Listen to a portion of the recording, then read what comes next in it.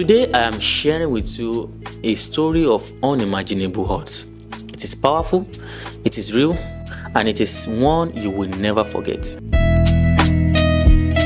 Please, what is your take on this issue I am about to share with you? No insult, please. So in 2007, I was working in this big company at Lekki. Work was booming and everything was moving well. I met this pretty lady at the company. I professed my love to her and she agreed for us to date. She was everything to me. I loved her and did everything to make her happy. Everyone in the company was so happy for us and they called us names. People started calling us names like Romeo and Juliet, lovebirds. I was madly in love with her. In 2012, the business collapsed because the owner couldn't manage the company well and some serious court issues. Those days we were being paid in dollars. Life started eating me hard. In 2013, I had spent all my savings. My girlfriend too used to support me when I asked for help. In 2015, my girlfriend got a job at another big company in Lekki. She started earning money. I was so sad and cursing myself because all my efforts to secure another job was nothing to write home about. This lady, let's call her Amanda, was so supportive. She really loved me. She would come to my place, cook, buy groceries,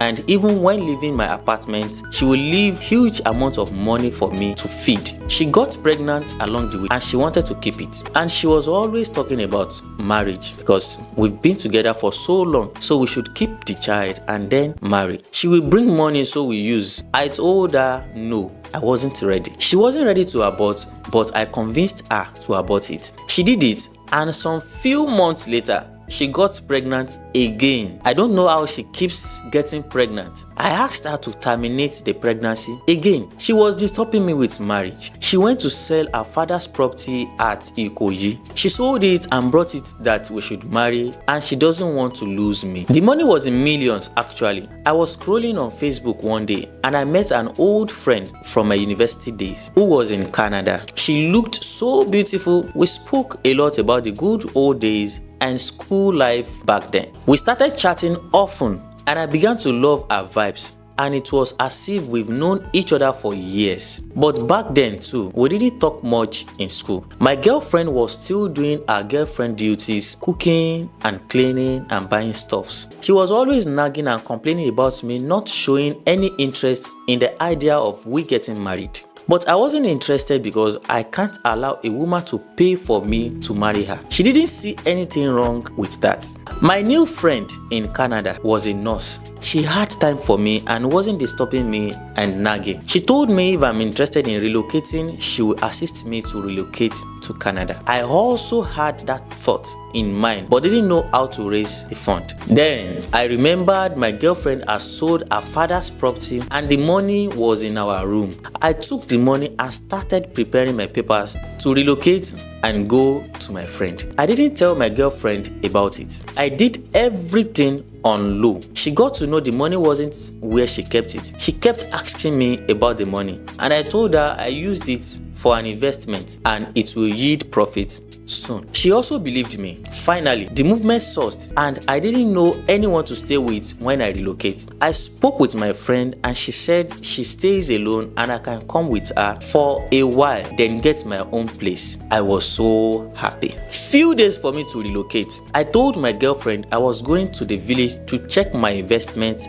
and I'll be back. I left Nigeria in 2017. I got to Canada safely. I had changed my number and everything. As I got to Canada, everything worked out for my good.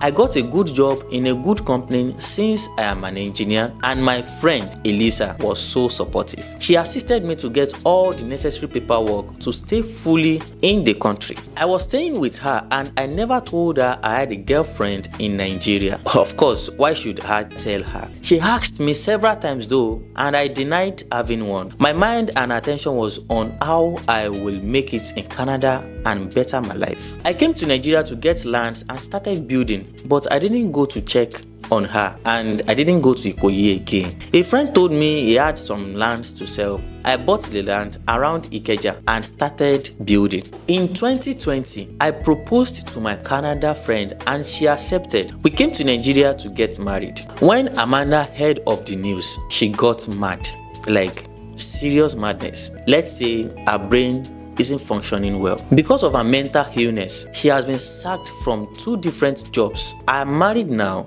with 2 kids. I want to go back to Amanda and give her some money to compensate her. Please, how much do you think I should give her, or should I just let go? I have 2 months left to leave the country and I don't know when I will return. Please, is 10 million naira enough to compensate her? Well, personally, I have nothing to say to this. I will only leave it to you guys in the comment section. Please remember to like and to share this video for people to learn. Don't forget to follow us on all our social media platforms at Prince World TV for more interesting episodes. Thank you.